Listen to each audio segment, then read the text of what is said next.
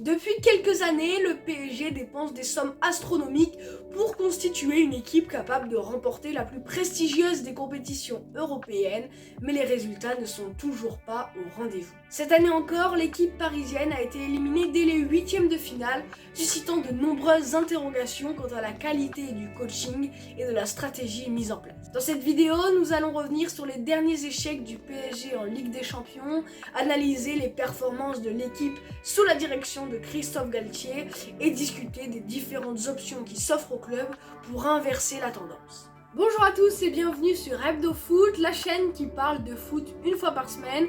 Aujourd'hui, une nouvelle vidéo consacrée à l'échec du Paris Saint-Germain en Ligue des Champions. Bon visionnage. Pour commencer, petit récapitulatif de l'histoire récente du PSG. En 2011, le PSG est racheté par le Qatar et plus précisément par le fonds d'investissement QSI.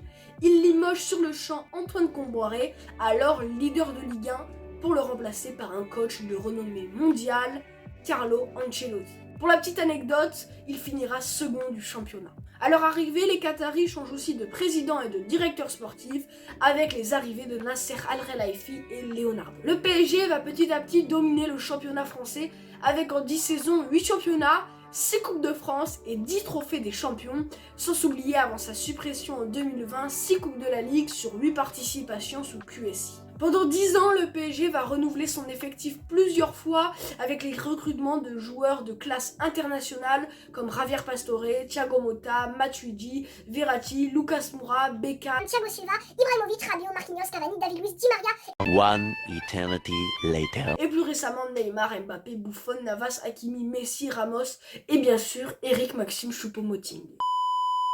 Du côté européen, les résultats sont beaucoup moins bons, avec de 2012 à 2016 aucun quart de finale, de 2016 à 2019 aucun huitième de finale, avec notamment les remontées de Barcelone et United, et petite éclaircie durant 2 ans, avec en 2019-2020 la finale perdue face au Bayern, et en 2020-2021 l'élimination en demi par City. Les 2 dernières saisons, élimination en huitième de finale avec la remontada du Real et la double confrontation face au Bayern.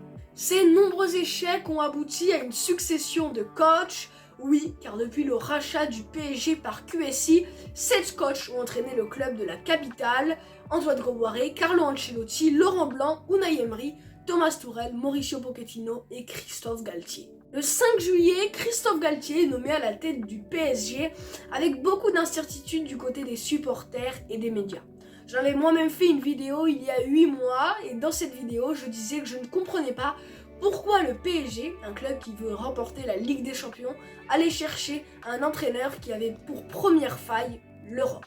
Christophe Galtier va durant plusieurs mois essayer différents schémas tactiques comme 3-4-1-2, le 4-4-2, le 4-3-3 ou même le 5-3-2. Le PSG qui va rester invaincu toute compétition confondue jusqu'à la Coupe du Monde.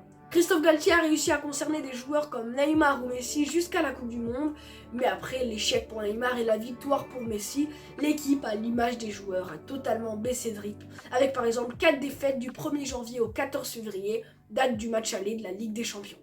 Le PSG va se relancer après sa 3e défaite d'affilée, toute compétition confondue, contre le Bayern. Oui, car Paris va enchaîner 3 victoires avant le match retour de la Ligue des Champions. On connaît l'issue de ce match avec à la clé une élimination de la coupe aux grandes oreilles. Je pense que Christophe Galtier n'a pas eu beaucoup de chance pour sa première saison, avec une saison inédite, avec une Coupe du Monde au milieu, de nombreux internationaux, mais malgré ça, tous les clubs étaient dans cette situation. Mais permettez-moi de me demander quand même si cette Coupe du Monde n'a pas tué la saison du PSG, car avant cette dernière, Galtier avait réussi à concerner tous les joueurs et les résultats étaient au rendez-vous. En gros, je pense que Christophe Galtier aurait eu de meilleures performances si la seconde partie de saison aurait été plus normale. Malgré tout, je pense que l'arrivée de Christophe Galtier est une erreur depuis le début et que si le PSG peut recruter un entraîneur plus réputé, il faut foncer. Cela ajouterait un énième changement d'entraîneur au sein du club, mais pour moi, c'est la meilleure solution. À condition, bien sûr, je le répète, d'un entraîneur de renommée mondiale, et bien mondiale. Donc, quel remplaçant? Deux noms sont récurrents, Zinedine Zidane et l'ancien coach du PSG, Thomas Tuchel.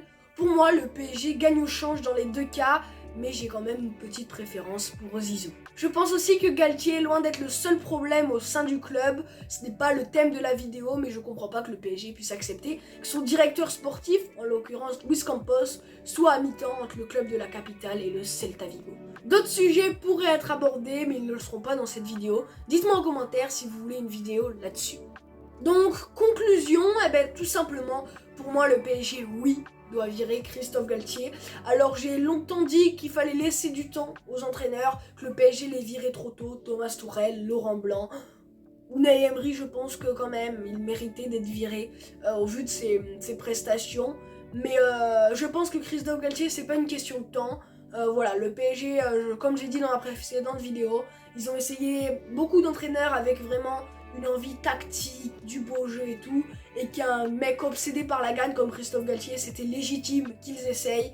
Mais je pense quand même que le PSG a fait une erreur depuis le début.